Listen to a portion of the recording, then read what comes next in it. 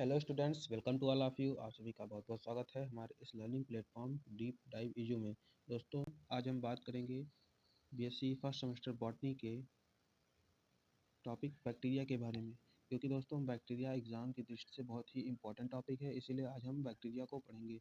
तो आइए पढ़ते हैं बैक्टीरिया को। बैक्टीरिया जो है, बैक्टीरिया के स्टडी को हम बैक्टीरियोलॉजी कहते हैं। बैक्टीरिया के स्टडी को क्या कहते हैं? बैक्टीरियोलॉजी। ठीक। बैक्टीरिया में रिप्रोडक्शन बाइनरी फिजन के द्वारा होता है। बैक्टीरिया में रिप्रोडक्शन किसके द्वारा होता है? बाइनरी फिजन के द्वारा होता है। बैक्टीरिया में सूक्ष्म स्ट्रक्चर का ज्ञान, बैक्टीरिया में क्या? सूक्ष्म स्ट्रक्चर का ज्ञान इलेक्ट्रॉन माइक्रोस्कोप के द्वारा प्राप्त किया जाता है। मतलब बैक्टीरिया में जो छोटे छोटे स्ट्रक्चर्स होते हैं उनका ज्ञान इलेक्ट्रॉन माइक्रोस्कोप के द्वारा प्राप्त किया जाता है। ठीक। सभी बैक्टीरिया में प्रोकैरियोटिक स्ट्रक्चर होते हैं। जो बैक्टीरिया होती हैं उनमें क्या प्रोकैरियोटिक स्ट्रक्चर होती है। ठीक। अब हम बात करेंगे बैक्टीरिया के कैरेक्टरिस्टिक्स के बारे में, यानी कैरेक्टरिस्टिक्स ऑफ बैक्टीरिया। तो देखिए, द जेनेटिक मटेरियल की जेनेटिक मटेरियल नग्न वृत्ताकार डीएनए होता है। जो जेनेटिक मटेरियल होता है वो नग्न वृत्ताकार डीएनए होता है। ठीक। एंड माने और एंड केंद्रक झिल्ली द्वारा ढका नहीं रहता है। ये जो जेनेटिक मटेरियल है वो नग्न वृत्ताकार डीएनए होता है और केंद्रीय झिल्ली द्वारा ढका नहीं होता है। ठीक।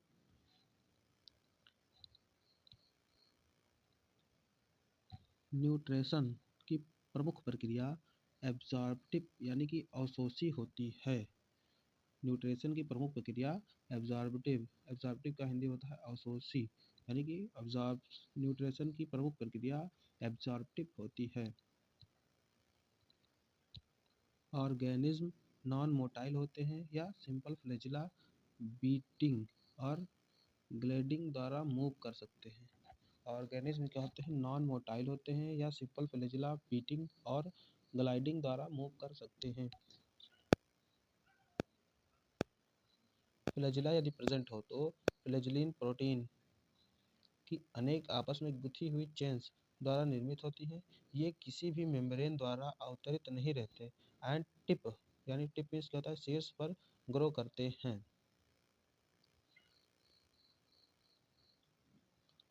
आगे बढ़ते हैं।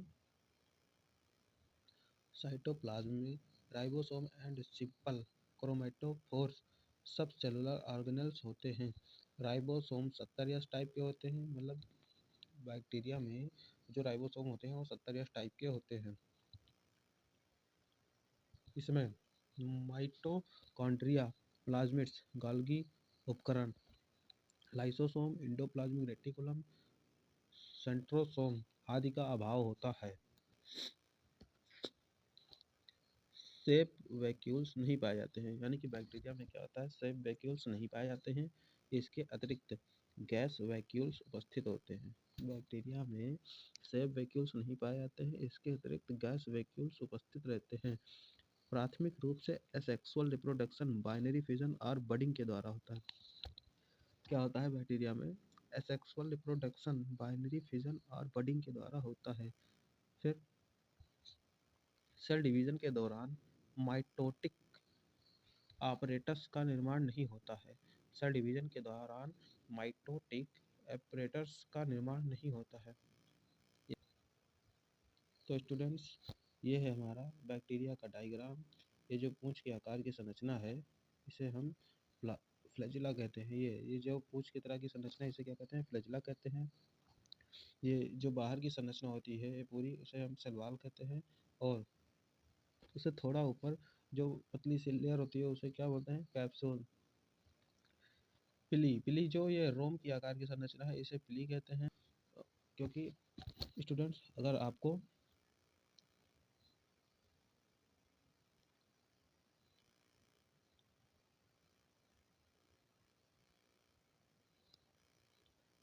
स्टूडेंट्स अगर आप हमारे चैनल पर नए हैं तो हमारे चैनल को लाइक करें, सब्सक्राइब करें और हाँ, बेल आइकन को भी प्रेस कर लें ताकि वीडियो की नोटिफिकेशन सबसे पहले आप तक पहुंच जाए। और आप लोग हमारे टेलीग्राम चैनल, जिसका नाम है डीप डाइव इजू, उससे भी जुड़ जाएं, क्योंकि वहाँ पर हमारे चैनल की सारी वीडियोज़ एंड वीडियोज़ के PDF वहाँ पर अवेलेबल रहते हैं। आप वीडियोज़ को डाउनलोड करके या वहाँ से फिर अपना नोट्स वोट्स वगैरह बना सकते हैं। तो मिलते हैं नेक्स्ट वीडियो में। Thank you.